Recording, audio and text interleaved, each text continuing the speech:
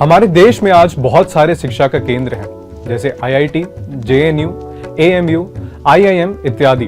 परंतु आज से हजारों साल पहले भी 3 भव्य विश्वविद्यालय थे जिन्हें शिक्षा का केंद्र माना जाता था, जहां भारत से ही नहीं बल्कि भारत के बाहर से भी लोग यहां पढ़ने के लिए आते थे। इन विश्वविद्यालयों में मेरिट के आधार पर सिलेक्शन होता था, जहां दुनिया भर के भाषाओं की पांडुलिपि होती थी। यहां जापान, चीन, ताइवान, तिब्बत, म्यांमार, ईरान, इराक, पारस से विद्यार्थी आते थे और शिक्षा ग्रहण करते थे। ये तीनों विश्वविद्यालय आवास विश्वविद्यालय थे और इन विश्वविद्यालयों में निःशुल्क शिक्षा दी जाती थी।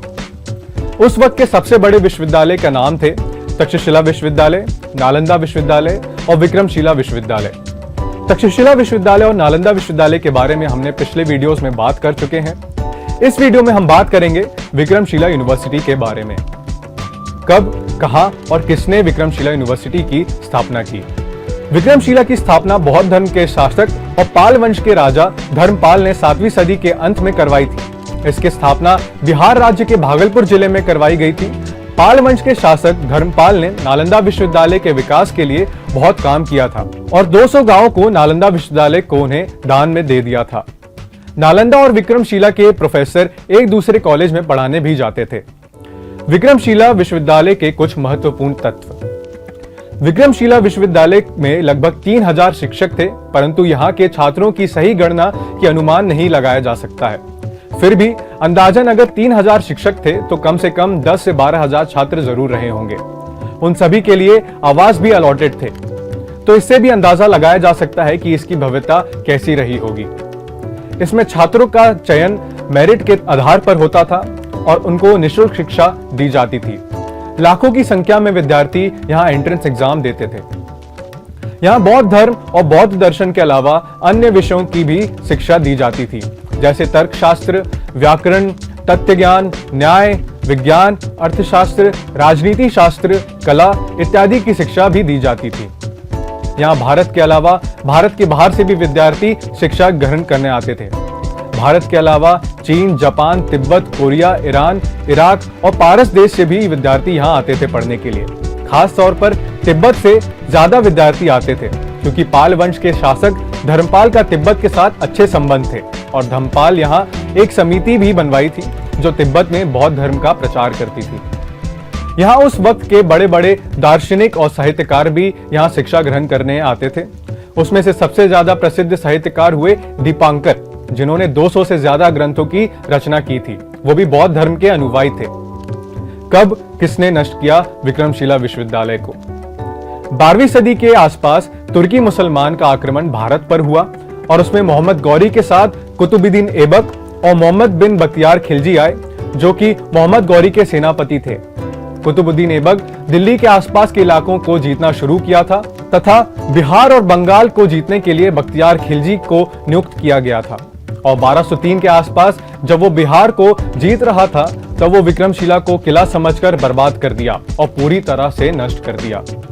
बाद में विक्रमशिला की नींव के ऊपर मिट्टी भर दी गई और वहां खेती बाड़ी होने लगी, परंतु 1960 के आसपास वहां कुछ खंडर होने के प्रमाण मिले और पुरातत्व विभाग ने इसकी खुदवाई चालू कर दी और वहां विक्रमशिला के जीर्ण शीर्ण खंडर भी मिले, परंतु अब भी बहुत सारे इलाके मिट्टी में दफन हैं। आज भी विक्रमशिला विश्वविद्यालय के खंडर को देख के यह अंदाजा लगाया जा सकता है कि उसकी भव्यता क्या होगी। करीब 100 एकड़ से भी ज्यादा में फैला था यह विश्वविद्यालय। पानी पीने के लिए कुएं खोदे गए थे जो आकार में छोटे परंतु काफी गहरे थे। कुछ कुओं का अस्तित्व आज भी मौजूद है। 10 से 12 फीट मोटी दीवारें थी। सिंगल पत्थर के काफी ऊंचे ऊंचे पिलर थे। इस 9 मंजिल भव्य इमारत को 1203 में बख्तियार खिलजी द्वारा ध्वस्त कर दिया गया था।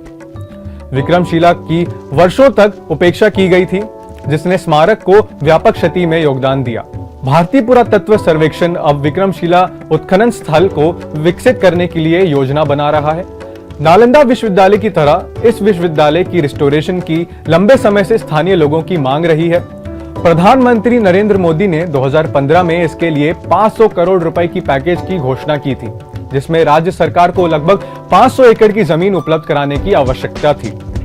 अब ऐसे में 2015 के विधानसभा चुनावों से पहले घोषित बिहार के लिए प्रधानमंत्री नरेंद्र मोदी के 1,25,000 करोड़ के विशेष पैकेज के इंपॉर्टेंट कंपोनेंट्स में से एक भागलपुर जिले के विक्रमशिला में शिक्षा की प्राचीन सीट के आसपास एक केंद्रीय विश्वविद्यालय की स्थापना भी शामिल थी।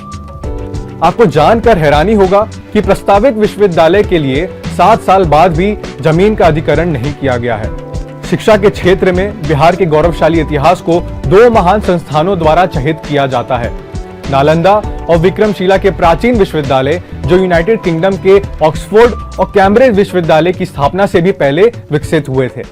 राज्य को सिर्फ केंद्रीय विश्वविद्यालय के लिए जमीन देनी है, जबकि बुनियादी ढांचे के विकास और शैक्षणिक गतिविधियों की पूरी जिम्मेदारी केंद्र के पास है।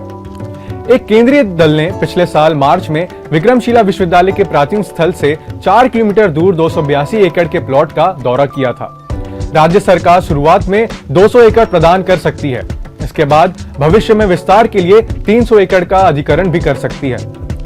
अब देखना यह है कि क्या हम विक्रमशिला यूनिवर्सिटी को वापस से ग्लोबल यूनिवर्सिटी के तौर पर देख पाते हैं या नहीं, और हम उम्मीद करते हैं कि भविष्य के विक्रमशिला यूनिवर्सिटी की शिक्षण प्रणाली प्राचीन समय की तरह ही होगी, लेकिन थोड़े बदलाव के साथ, और वर्तमान शिक्षण प्रणाली के समान नहीं होगी जिसे हमने पश्चिमी देशों से अपनाया है। धन्यवाद।